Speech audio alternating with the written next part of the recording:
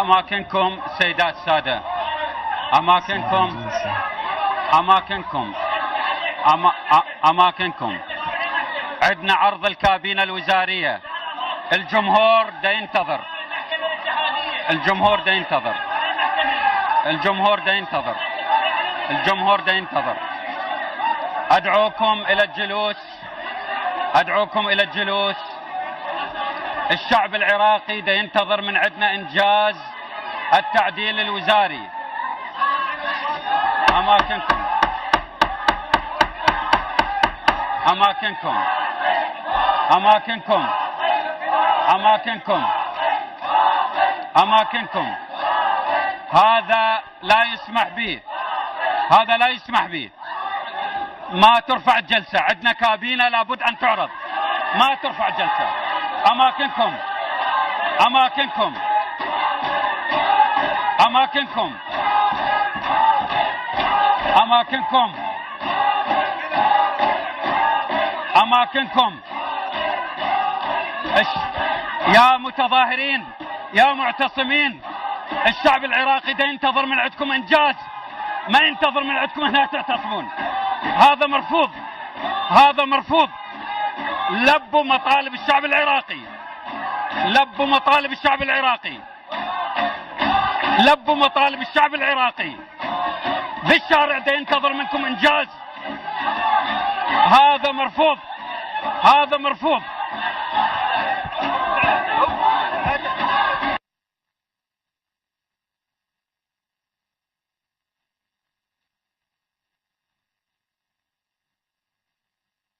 نعم، إذن هذه هي اللقطات الأولية التي بثتها الدائرة الإعلامية لمجلس النواب العراقي، والتي تظهر مجموعة من النواب المعتصمين وهم يحيطون بهيئة الرئاسة ومنصة هيئة الرئاسة، ويطالبون الدكتور سليم الجبوري برفع الجلسة والنزول من كرسي رئاسة مجلس النواب. عدد من النواب تظهرهم هذه الصور وهم يضربون على الطاولات القريبة من هيئة رئاسة مجلس النواب في محاولة للتشويش على هذه الجلسة، والتي اكتمل نصابها بعكس ما توقع النواب المعتصمون من أن لا جلسة ستعقد اليوم. أيضا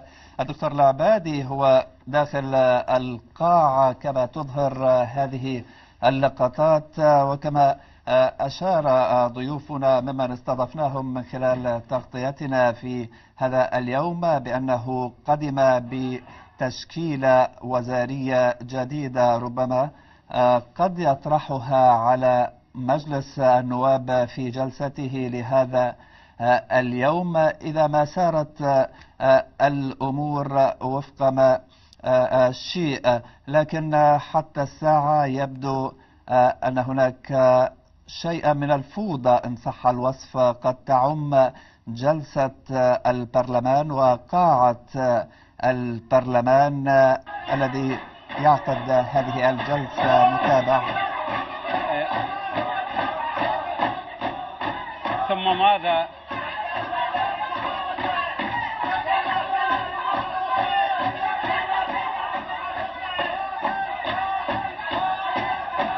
ثم ماذا؟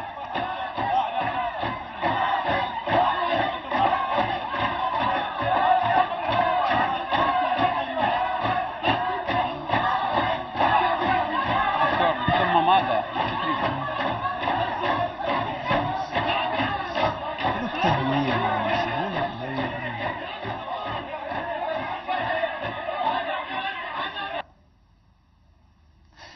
نعم مشاهدينا، في الأثناء تتواتر الأخبار من مجلس النواب. طبعا هذه الصور هي مسجلة وتبثها الدائرة الإعلامية لمجلس النواب، لكن ما يجري الآن ونحن نتابع إياكم لحظة بلحظة كل تطور هو اعتلاء الدكتور حيدر العبادي منصة الحديث ليقرأ على مسامع الحضور من البرلمانيين والكتل التي حضرت هذه الجلسة الجلسة هو يقرأ الآن على مسامعهم أسماء مرشحي كابينته الوزارية لغرض التصويت عليها أو على بعضها ربما كما يرد.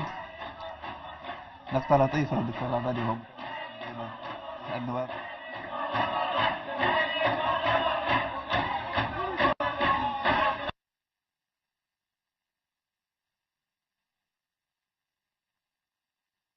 التصويت على الكابينة الوزارية، حضور هذه الجلسة والتصويت على الكابينة التي سيقدمها الدكتور حيدر العبادي هذا اليوم في هذه الجلسة التي نرقب وإياكم وضيوفنا بكل تأكيد ماذا سيتمخض عن كل هذا المخاض العسير الذي نتابعه وتتابعونه حاليا مما يجري تحت قبة البرلمان.